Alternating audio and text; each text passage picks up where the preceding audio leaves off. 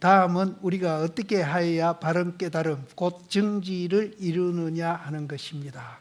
섬난자야 다만 모든 성문들의 둥근 바 경계는 몸과 말과 마음이 모두 끊어졌어도 끝내 저들의 친증하여 나투는 열반에도 이루지 못하였거늘 하물며 어찌 생각 있는 마음으로서 능히 열의 둥근 깨달음 경계를 헤아리겠느냐. 반딧불을 가져 수미산을 사르려 하여도 끝내 불태우지 못하듯 윤회하는 마음으로서 직연을 내어 열애의 대정멸 바다에 들려 하여도 마침내 이루지 못할 것이다. 이와 같이 불법이란 반드시 깨쳐야 되는 것인데 깨친다는 것은 어느 문자뿐만 아니라 몸과 마음까지도 다 떨어진 무심지에 이르러서도 모른다는 뜻입니다. 만약 생멸하는 심의를 가지고 불교의 깊은 뜻을 배우려고 하면 동쪽으로 가려고 하면서 서쪽으로 가는 것과 같습니다. 이거는 뭔가 하면은 내다 니다가 있는 한은 절대로 불교를 모른다. 내다 니다가 무하고 공이라는 것을 우리가 이제 체득할 때만이 불교를 우리가 이해를 하지, 내다 니다가 있는 한은 절대로 불교를 할 수가 없다. 그런 말입니다.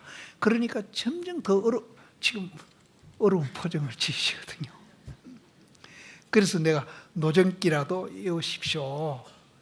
노정기라도 부지런히 우리가 이제 공부를 해놓으면은 언젠가는 아까도 말씀드렸지만 이놈을 꺼내볼 기회가 있고, 그 꺼내본 것이 굉장히 내 마음을 편안하게 하고 즐겁게 하면은 이제 이것도 이제 공부도 이제 가속이 붙습니다. 심의식이라는 것은 이제 이 심의식은 이제 우리 본래 마음하고 또 잠재의식하고 무의식, 이 세 가지를 합해서 우리는 심의식이라고 그러거든요. 심의식이라는 것은 좀 더 자세히 말하면은 심이란 제8아리아식이며 이란 제7만리아식, 8식은 무의식이고 제7만리아식은 잠재의식이고 식은 이제 우리가 지금 현재 듣고 보고 하는 육식을 말합니다. 분별의식인 육식이나 무분별인 팔식이거나 간에 심의식을 가지고 불법을 알려고 하는 사람은 마음으로는 동쪽으로 가려고 하면서 몸은 서쪽으로 가는 것과 마찬가지니, 불법은 유심경계로서는 알 수 없고 무심경계로서만 또 알 수 없는 것입니다. 법의 재물을 들고 공덕을 없앰은 심의식으로 말미암지 않음이 아니니, 법의 재물을 들고 공덕을 없앤다는 말은 법에도 재물이 있어요. 법의 재물이 뭔가 하면은 즐거움입니다. 행복입니다. 이 법의 재물은 즐거움이고 행복입니다. 이거를 자꾸 이제 들어가요. 누가 들어가는지 들어가는데, 그건 누가 들어가는 게 아니라 자기가 들죠. 자꾸 팽개쳐. 자꾸 밀어내요. 또 거기서 얻어지는 공덕, 이 공덕도 자꾸 없애려고. 누가 없애라 하는 것도 아닌데 자기가 자꾸 밀어내고 없애고 이렇게 하면서 나중에 이제 옆에 사람 보고 당신 때문에 내가 불행했다고 자꾸 원망하거든요. 저는 당신이 없어가 엄마를 원망했거든요. 자기가 자꾸 밀어내는 거예요. 그 즐거움을 드러내면서 당신 때문에 내가 불행했다는 거예요. 공덕을 없앰은 심의식으로 말미암지 않음이 없다. 이런 까닭에 선문에서는 80까지 버리고 남이 없는 직연역에 문득 들어가네. 어느 문자라는 것은 심의식의 표현입니다. 부처님은 어느 문자를 달 가리키는 손가락에 비유하셨습니다. 손가락으로 달을 가리키면 누구든지 그 손가락 끝을 따라 허공에 있는 달을 보아야 할 것인데, 바보는 달을 쳐다보지 아니하고 손가락 끝만 쳐다보고 달이 어디에 있느냐고 묻습니다. 그러면 천년 만년 가도 달은 영원히 보지 못하고 맙니다. 부처님께서 팔만대장경을 말씀하신 것은 바로 달 가리키는 손가락을 펴 보이신 것이니 그 손가락을 물고 빨고 해보았자 결국 달은 보지 못하고 맙니다. 그러니 그 손가락 저편에 있는 달을 보아야 합니다. 어느 문자에 집착해서 손가락 끝만 보고 달을 보지 못하는 까닭은 마침내 자성을 깨치지 못하고 마는 것입니다. 천년 만년 손가락 끝만 보아서는 달을 못 보는 것이며 손가락 끝을 보고 달이라고 하든지 손가락 끝만 보고 있으면서 달 보기를 기다린다면 이런 바보가 어디 있겠습니까? 내가 비록 억천만급토록 열애의 묘 장엄 법문을 기억하여도 하루 또한 성정을 닦느니마 못하느니라. 부처님께서 안한존자에게 하신 말씀입니다. 어떤 것이 부처입니까? 정전백수자다. 뜰 앞에 있는 잣나무다.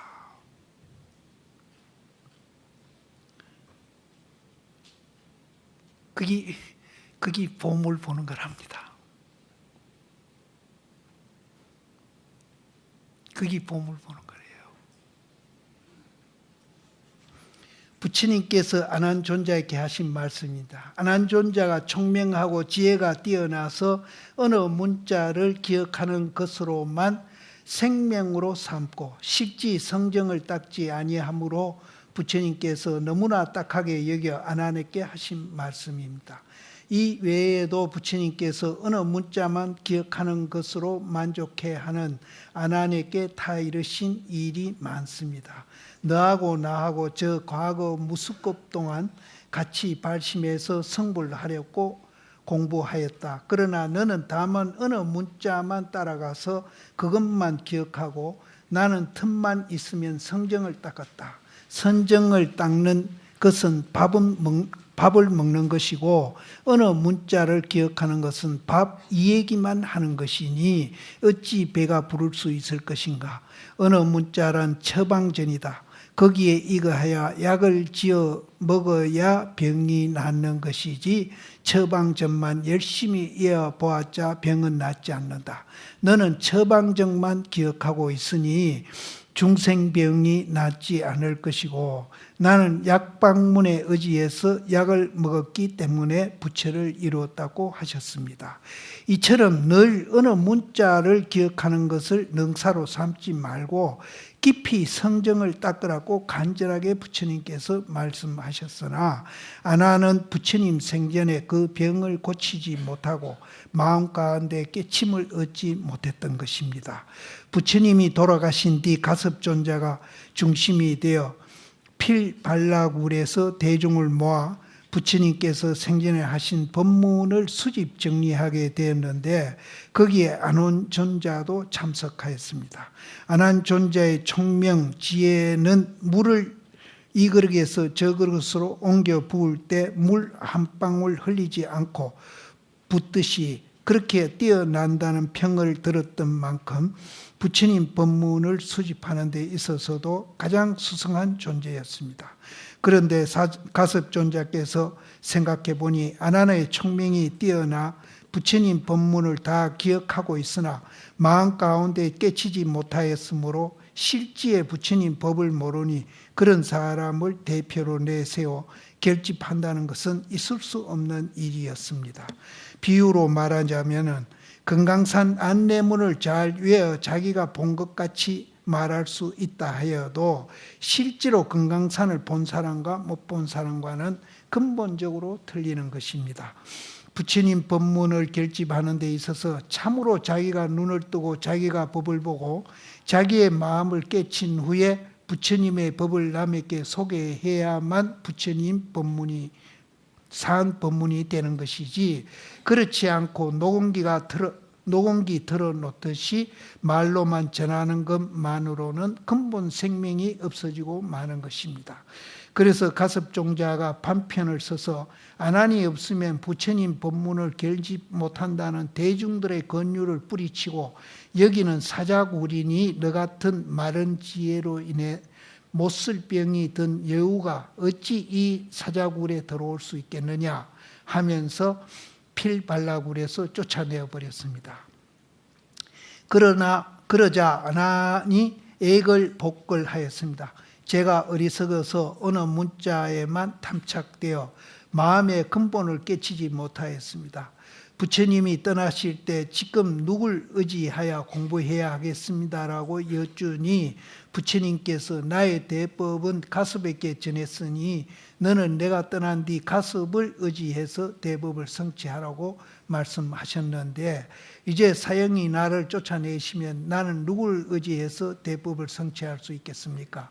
하고 울면서 간절히 용서해 달라고 빌었습니다.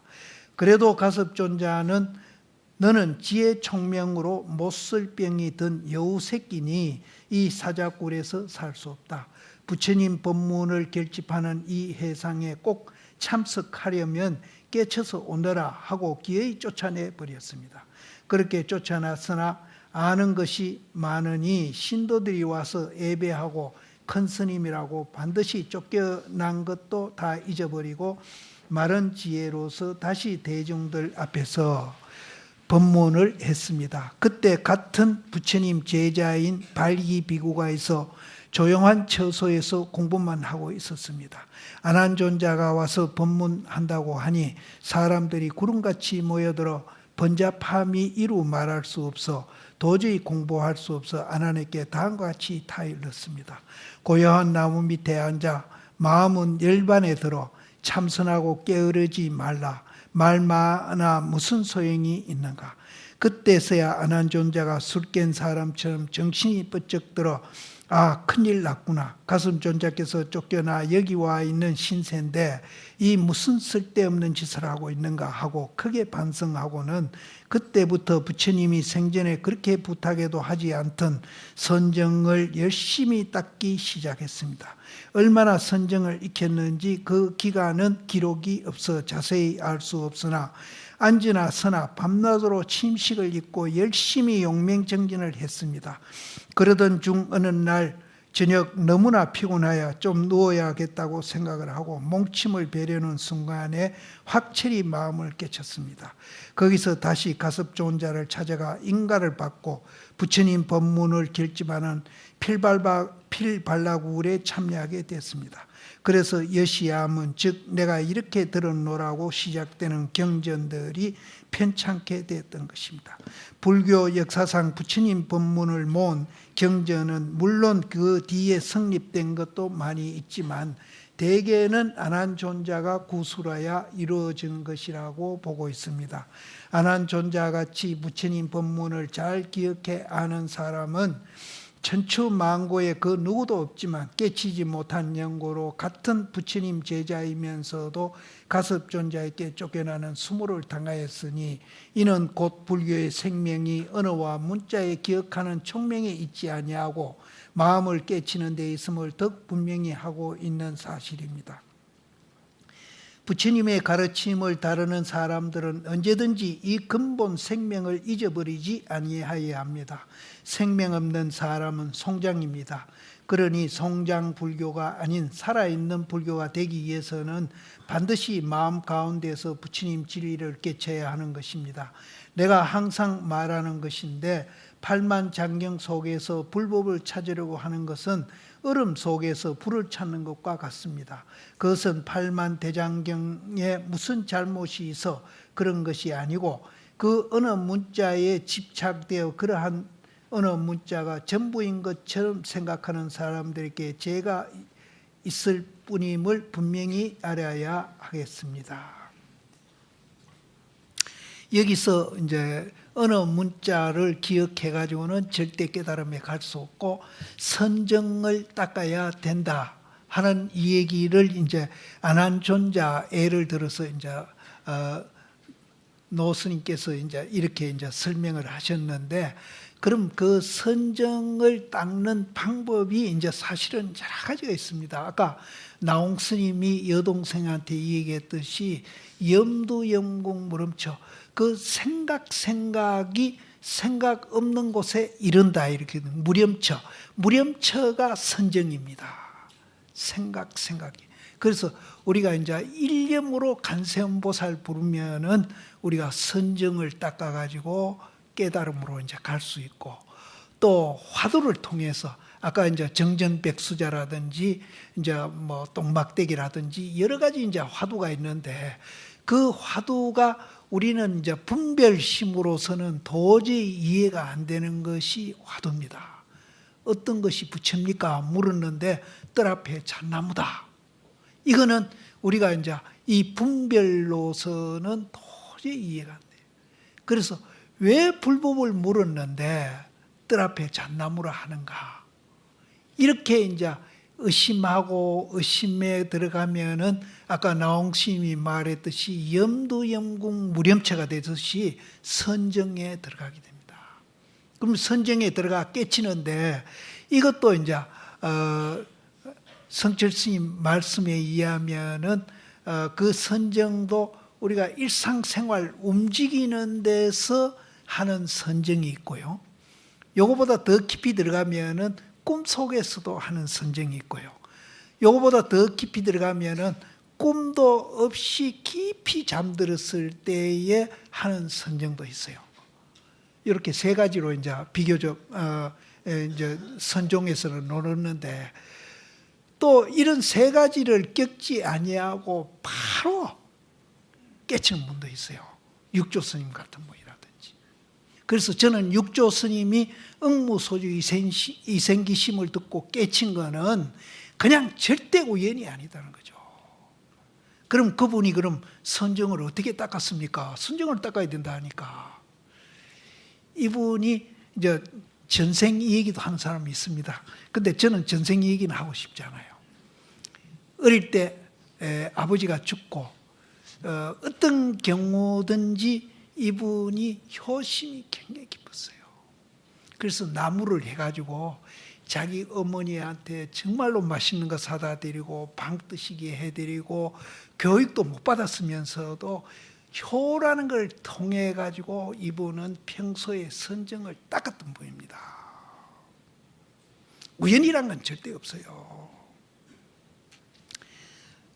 절대적 인간관. 그러니까 노장님은 자꾸 이제 이 시대만 해도 그랬어요. 자꾸 이제 성품, 마음, 사람 이 굉장히 강조를 하셨는데, 이제 저는 이렇게 이제 너무 또 극한시켜 버리면은 인본주의로 나간다는 거죠.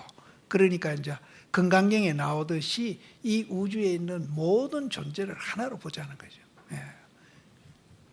그래서 여기도 자꾸 이제 성품, 뭐 인간, 뭐 이렇게 자꾸 이제 얘기하시는데, 그 시대에는 내가 보면 그렇게 많이 강조를 하시더라고요. 근데 나는 또 이제 이 자연계도 이제 건강경에서 보듯이 같이 보자 하는 거는 지금 과학이 발달하고 있으니까 그 발달한 과학하고 불교하고 굉장히 일치해 가는 데서 또 이제 우리가 깨달음을 얻는 또 하나의 기회가 됩니다. 그것이. 그래서 이제 좀 더 넓은 의미에서 보자. 그런데 마음이라는 그걸 우리가 지금 듣고 보고 하는 이 마음만 마음이 아니고, 이 마음이라는 해석이 본래 굉장히 이제 포괄적이고 굉장히 큰 겁니다. 예. 여기에도 절대적 인간관, 이제까지 우리가 하루 빨리 깨쳐야 된다고 했는데, 그러면 우리 인간에게 어떤 능력이 잠재되어 있기에 자성을 깨치라고 하는가 하는 것이 이문이 없을 수 없습니다. 우리에게 일체 만법의 근본을 깨칠 수 있는 능력이 있느냐 없느냐 하는 것이 문제가 되겠습니다. 부처님이 보리수 아래에서 처음 정각을 이루시고 일체 만유를 다 둘러보시고 감탄하며 말씀하셨다. 기이하고 기이하구나. 일체 중생이 모두 열애와 같은 지혜덕상이 있건만은 분별망상으로 깨닫지 못하는구나. 부처님의 이 지혜덕상도 중도를 말하는 겁니다. 부처님의 이 말씀이 우리 불교의 근본 시작이면서 끝인데, 부처님께서 인류에게 주신 이 한 말씀은 인류 사상 최대의 공헌이라고 할 수 있습니다. 부처님이 이 말씀을 하시기 전에는 사람이 곧 절대자가 될 수 있나 없나 하는 데 대해서 많이들 논의해 왔지만 부처님같이 명백하게 누구든지 절대적이고 무한한 능력을 가지고 있다고 공공연히 선포한 사람은 없었습니다. 인도에서 버마 이려 같은 사상이 있기는 하지만 불교와는 틀립니다.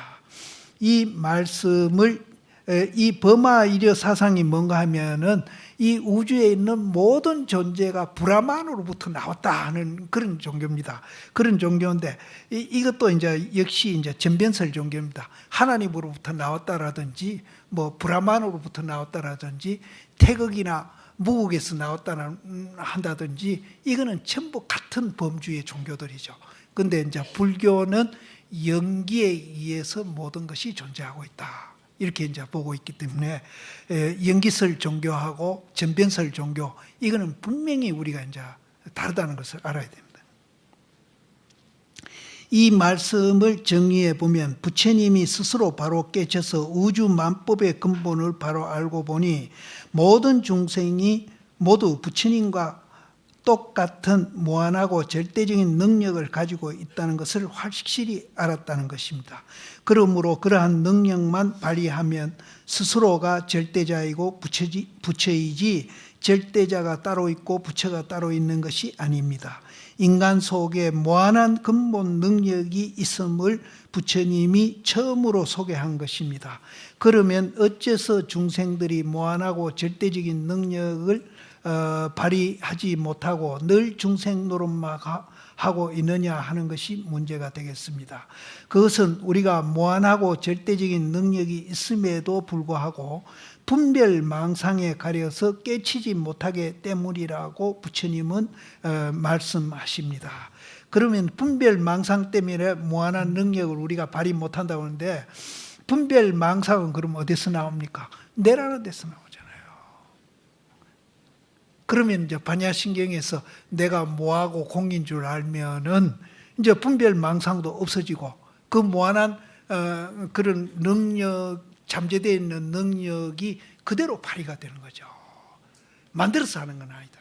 그런 발휘. 여기서 비로소 우리가 승부를 할 수 있는 길이 열리는 것입니다. 우리가 깨칠 능력을 가지고 있지 못하면 아무리 노력해도 소용이 없을 것입니다. 한번 생각해 보십시오. 이 땅 밑에 금이 많이 있다면 땅을 파면 금이 나오지만 금이 없다면 아무리 땅 밑을 파도 금이 나오지 않을 것입니다. 금이 있는지 없는지 모르고서 어느 누가 금을 찾겠다고 땅을 파는 헛일을 하겠습니까? 노전기가 필요하다는 거예요. 이와 마찬가지로 우리 중생에게 부처님과 똑같은 그런 능력이 없다면 아무리 깨치는 공부를 해보아도 헛일입니다. 광맥이 없는 곳을 파는 헛일을 하듯이 말입니다. 부처님 말씀에는 우리 중생에게 무진장의 대광맥이 사람 가슴 속에 다 있다 했으니 이것을 개발하고 이것을 소개한 것이 불교의 생명선인 것입니다. 세계 학자들도 부처님이 인간성에 대해 절대적인 능력을 인정한 것은 인류 역사상 대발견이라고 칭송하는 바입니다. 그래서 내 개인적인 얘기를 좀 할까 합니다. 그런 이제 절대적인 능력이 개개인의 이제 마음 속에 다 있다. 그래서 누구든지 다 깨칠 수 있다. 또 누구든지 그런 능력을 갖고 있기 때문에 평등하다. 이제 이런 이제 얘기들이 됩니다.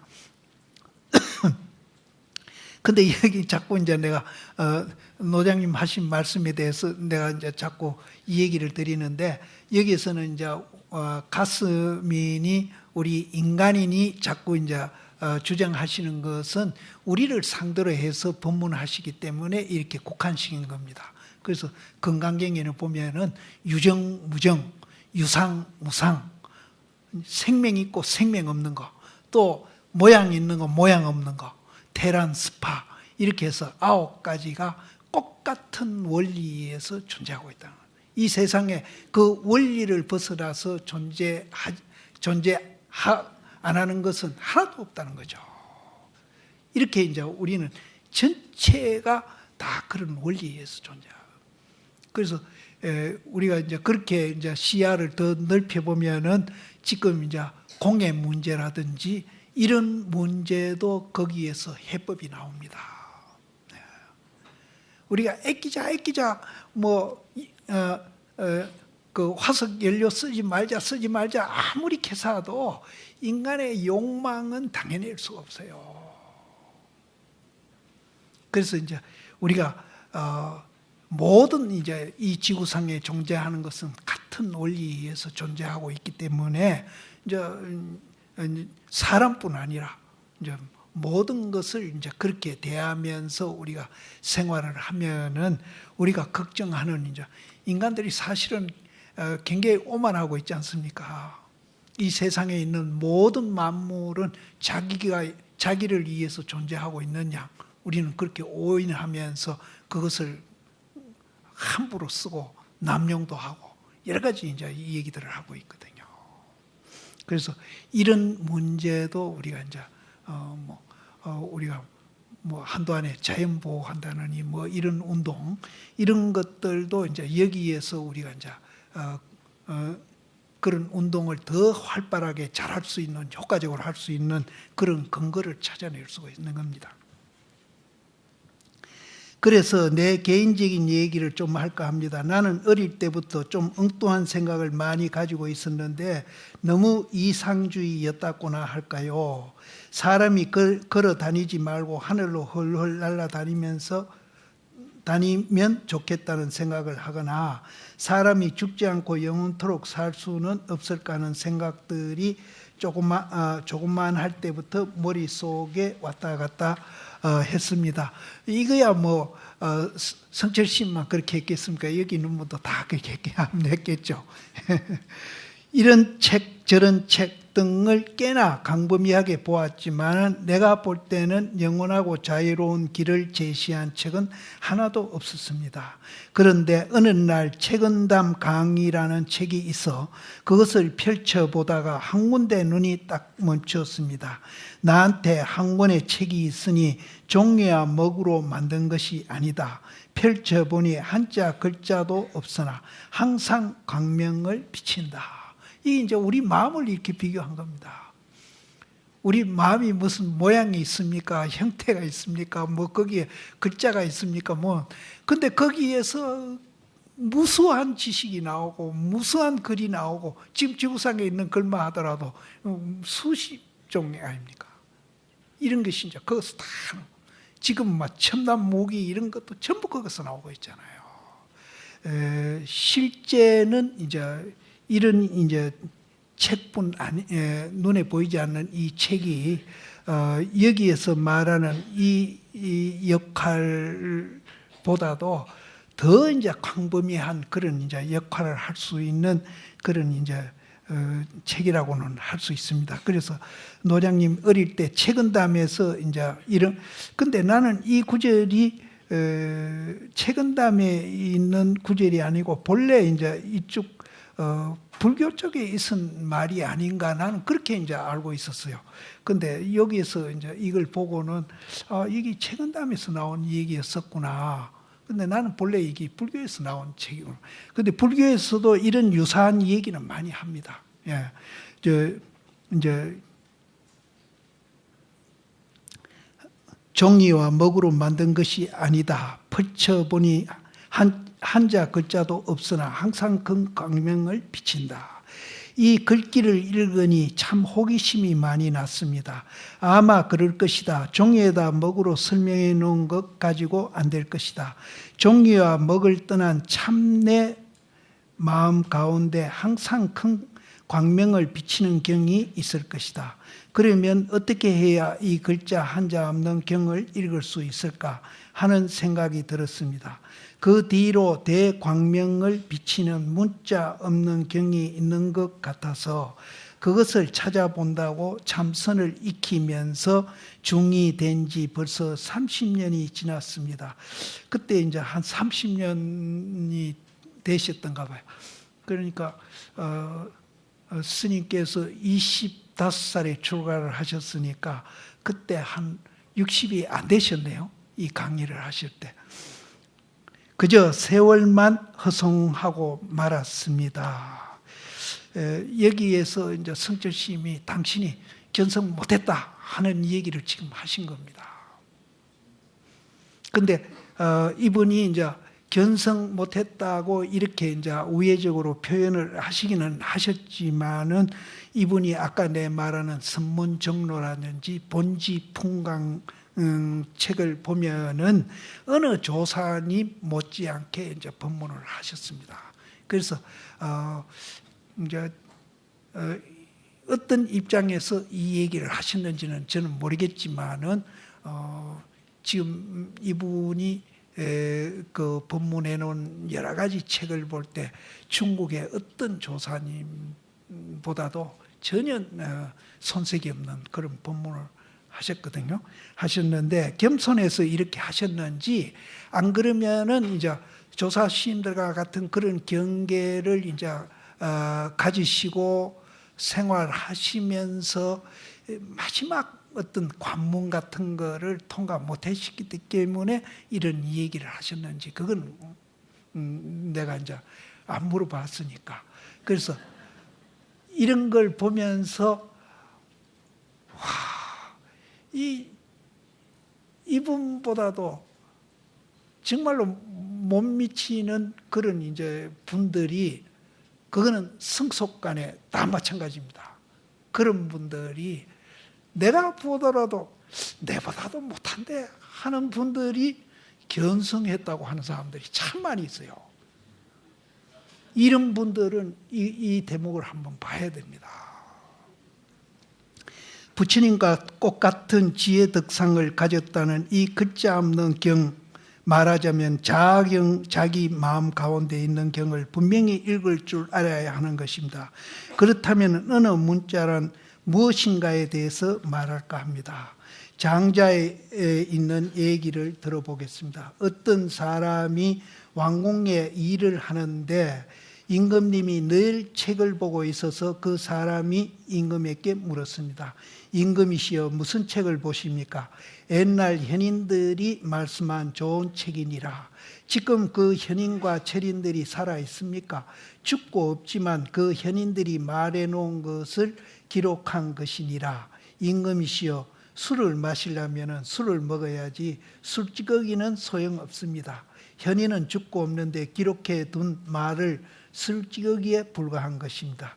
임금이 이 말을 듣고 문득 깨달은 바가 있어 마음을 돌렸다고 합니다. 문자라는 것이 옛사람의 말찌꺼기이지 진리의 묘를 전하지 못한다는 것을 알았다는 우화입니다. 기술도 그렇습니다. 장자에 많이 나오는 얘기지만 아무리 재주가 좋고 글이 좋다고 해도 목수 기술, 용접 기술, 수레바퀴 만드는 기술 등 그 모든 기술의 묘리는 절대로 말이나 글로서 전하지 못하는 것입니다. 오직 오래오래 하여 마음으로 터득해야지 말로나 문자로서는 하지 못한다는 것입니다.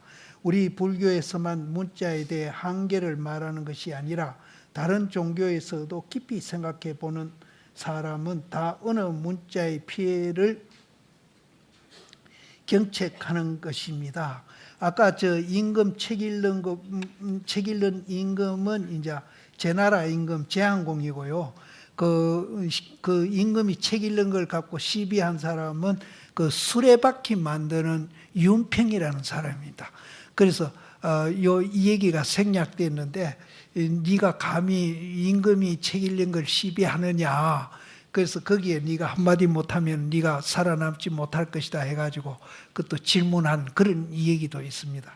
그래서 여기에는 이제 우리가 이제 이런 안내문을 통해서 이제 이해는 하고 실제 이제 머리에 이해하는 것보다도 이제 아까 내가 말한 그 이해를 깊이 해놨던 것을 이렇게 조금씩 꺼내 볼 수 꺼내보고 경험하면서 이제 자기가 자꾸 이제 수행해 가는 거, 이런 것을 이제 해야 된다는 거죠. 그래서 아까 육조심면도로 막 한 방에 딱 깨쳐버리면 참 좋은데, 그거는 이제 서장에도 나옵니다. 대심이 그런 사람은 난득이라고 합니다. 얻기가 어렵다. 그러니까 이제 천에 하나, 만에 하나 이런 것이지, 그런 사람은 얻기가 어렵다. 그것도 어려울 난자, 얻을 득자 해서 난득이라고 합니다. 그래서 우리는 이제 그런 특별한 사람은 아니거든요. 이제 이 중에 그런 특별한 분도 있을 수가 있겠죠. 또 아닌 사람도 특별한 사람이 또 될 수도 있고요. 이제 그렇게 되려면은 이제 우리가 그 안내문이라도 깊이 이해해가지고 그것을 생활을 통해서, 뭐 지식이나 이런 이제 말로 통해서 하는 게 생활을 통해서 그것을 이제 체험해 보려고 노력하는 거, 그것이 이제 참선이 됐든 경학이 됐든 봉사하기 됐든 모든 이제 수행이 어떤 형태로 됐든 이제 그렇게 이제 노력하는 거, 이것이 이제 굉장히 이제 이런 것이 쌓여가지고 육조심면도로 그냥 한 방에 깨달았어요. 그래서 아까 내가 육조심이 우연히 그렇게 된 게 아니다, 어머니를 통해서 효를 그렇게 공부를 했다 하는 얘기를 제가 이제 드리는 겁니다. 널리 배우고 지혜가 많으면 자성이 도리어 어두워지느니라. 이제 이것도 이제 우리가 잘못 이해하면 안 돼요. 그래서 우리가 이제 널리 배우고 지혜가 이제 많이 쌓여져 가지고 그것을 이제 내가 수행하는데 잘 선용만 하면은 그것이 굉장히 좋은 일인데, 그것을 이용해서 뭐 잘난 척한다기나 그걸 이용해 가지고 뭘 한다기, 나쁜 데 쓴다기나 그러면은 이제 나쁘지만은, 그것을 이제 우리가 살아가는데 행복해지는데 이것을 이제 자꾸 이제 꺼내 보는 연습도 이제 꼭 필요는 합니다. 달마 스님의 말씀입니다. 도를 위해서는 날마다 덜고 배움을 위해서는 날마다 더하느니라. 도를 위해서는 날마다 든다는 말은 무엇을 든다는 말인가 하면은 내라는 것을 자꾸 드는 거예요. 내라는 걸 드는 거라. 내라는 걸 들고, 배움을 위해서는 날마다 더한다는 말은 무슨 말인가 하면은 선정을 닦는 것을 자꾸 더한다는 거예요. 니다 내다가 없어지는 그 공부를 자꾸 더 하시고, 또 내라는 생각을 자꾸 이제 들고 또 들어서 무의에 이르니 무의로서 못할 것이 없느니라. 이것은 노자의 말씀인데 실제로 도에 깊이 들어온 분이기 때문에 이렇게 말씀하실 수 있는 것입니다. 자기 마음속에 번뇌망상을 씌는 것이 더는 것이니 도를 이루려면 분별망상심을 씌워버려야 하고, 학문을 배우려면 문자를 하나라도 기억하여 더 보태야 하는 것입니다.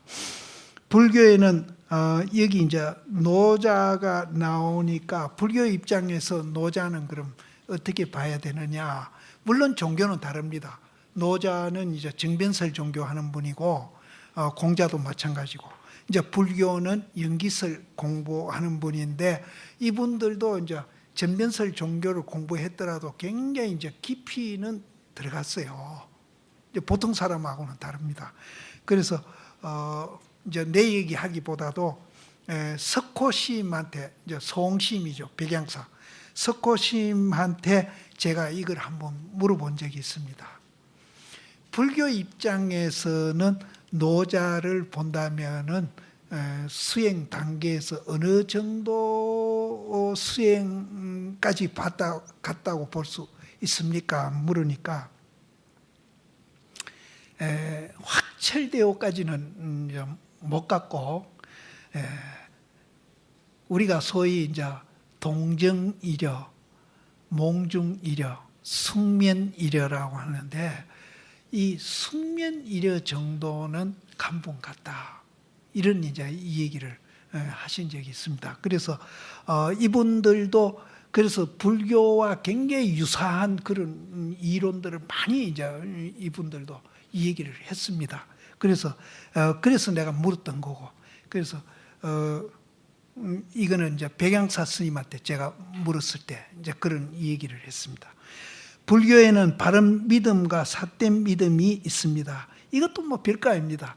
모든 것을 무아로 보고 공으로 보고 연기로 보고 같은 말인데, 이렇게 보는 것은 바른 믿음이고, 또 내다 니다, 있다 없다, 좋다 나쁘다, 이렇게 이분법적으로 사고하는 것은 삿된 믿음이다.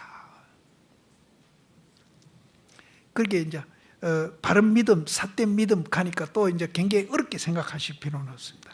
팔만 대장경이 부처님 설법인데 다 바른 믿음이지 삿된 믿음이 있을 수 있겠느냐고 생각할지 모르지만, 방편인 가설과 식담이 있는 줄 분명히 알아야 합니다. 엣조사 스님들도 마음이 곧 부처라는 말 이외에는 모두 바른 믿음이 아니고 삿된 믿음이라고 했습니다. 그러므로 마음이 즉 부처라고 아는 이것이 바른 믿음이며 부처님의 바른 법인 줄 바로 알아 자기 마음을 깨쳐서 부처를 이루어야 하는 것입니다. 유교에 양명학파가 있는데 불교와 관련이 많습니다. 이 학파를 주장하는 왕양명의 말을 인용해 보겠습니다. 사람마다 나침판이 있어 만 가지 변화의 근본이 본래 마음에 있구나. 이전에 잘못된 소견을 웃노니 가지마다 입마다 밖으로 찾았네. 소리도 없고 냄새도 없는 것을 홀로 알 때 이것이 하늘과 땅 만유의 근본 깃털이로다. 자기의 무진장 보화를 버리고 집집마다 밥그릇을 들고 거지 노릇하는구나. 여기에서도 공연히 어느 문자에 끄달려 딴 곳에 더듬고 있음을 경책하였으니 가지마다 입마다 밖을 찾았다고 반성하는 것입니다. 그러므로 누구든지 하루 바삐 마음을 돌이켜서 방편가설과 삿된 믿음이 얽매이지 말고 내 마음이 오직 부처인 줄 알아서 내 마음속에 무진장 보물창고의 문을 열자는 것입니다. 왜 남의 집 밥 빌어 먹으려 다니며 거지 노릇을 합니까? 무진장 보물이 우리 마음속에 있다는 것은 이제 조사스님들이 여러분이 그런 얘기하시는데, 마조심 제자 되는 대매스님, 도노입도 요문 쓴 분이죠. 그분 법문에도 이제 마조심 찾아가거든요. 네가 마로 왔느냐 하니까 불법을 배우러 왔습니다. 그러니까 마조스님께서 하시는 얘기가, 네한테 보물 창고가 있는데 왜 자꾸 밖으로 찾아 헤매느냐. 그러니까 대매스님만 보물 창고가 있냐, 우리 개개인도 다 보물 창고가 있거든요. 근데 이제 그 보물 창고는 놔두고 지금 이 자리에 또 보물 찾으러 오셨거든요. 그래서 아무리 여기 지금 노장님 책을 놓고 강의를 우리가 한다 하더라도 여기에 있는 게 아니고 여기 계시는 분 다 보물창고 갖고 계신. 그리고 뭐렇게 했어요? 네 보물창고 놔두고 왜 나머지 보물 찾으러 다니느냐.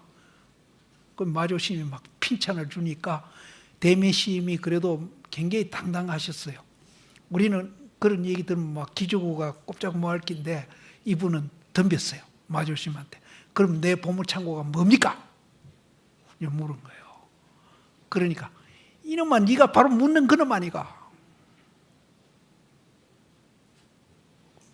그러니까 불교가 멀리 있는 게 아니고 지금 바로 듣는 거기에 있거든요. 저는 말하는 여기 있고요.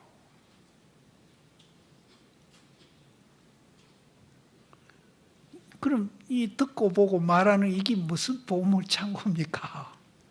거기에 뭐 금도 나오는 것도 아니고 뭐 다이아몬드 나오는 것도 아니고 무슨 보물 창고입니까?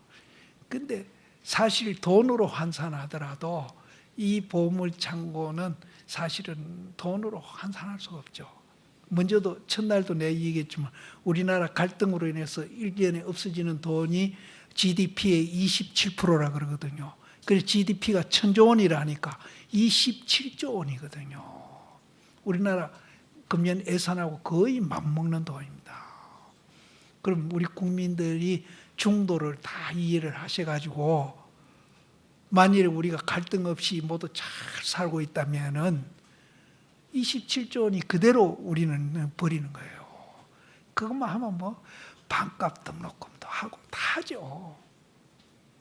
복지하고도 남습니다. 그래서 이거는 돈으로 환산할 수가 없습니다. 그래서 여기에서 말하는 보물창고는 이제 돈을 이야기하는 것은 절대로 아닙니다. 우리의 행복을 얘기하는 거죠. 행복을 얘기해요. 그래서 여기 넘었습니까? 그럼 오늘 보물창고에서 끝냅시다. 보물창고 그럼 집에 가서 찾아보십시오.